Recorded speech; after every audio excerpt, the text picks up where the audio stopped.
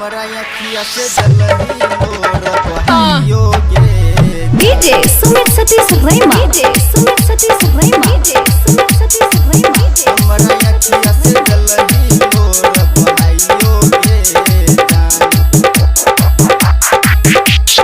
प्यारी हमरा से कके ललही ओकरा तू फसाइयो गे जान ललही ओकरा तू फसाइयो गे जान प्यारी हमरा से कके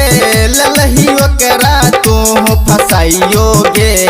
जान के जाने ललही ओकरा फसाइयो गे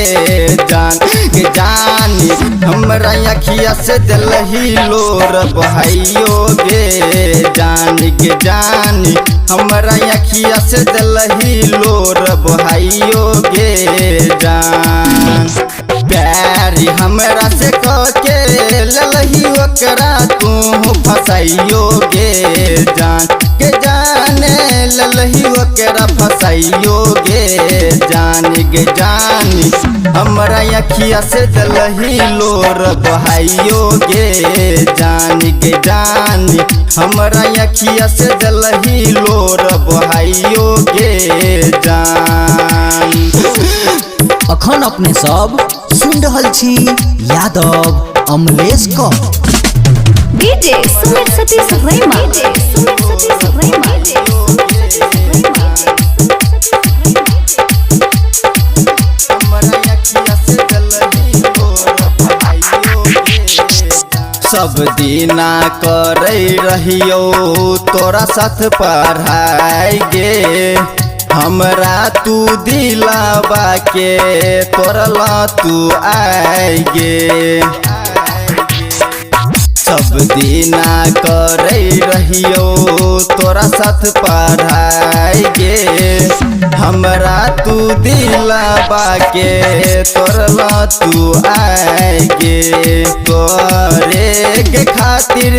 जान छोड़लू घर बदुअरियो गे जान के जान छोड़लू मम्मियो पप्पू गे जान गे जान हमरा अखिया से दिलही लोर बहाइयो गे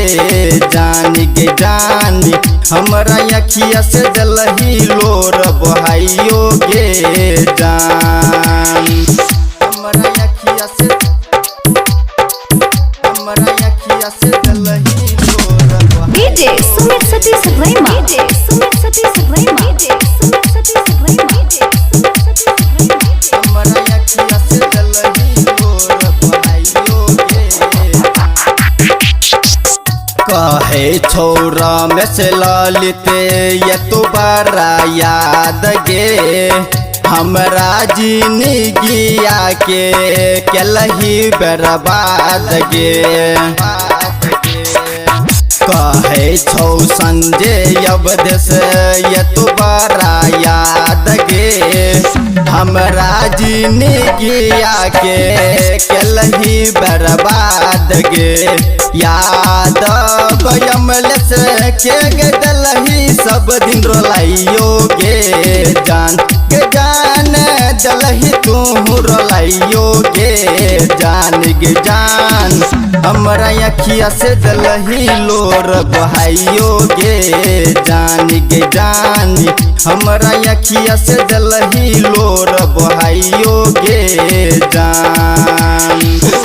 धर्मा रिकॉर्डिंग स्टूडियो भरगामा।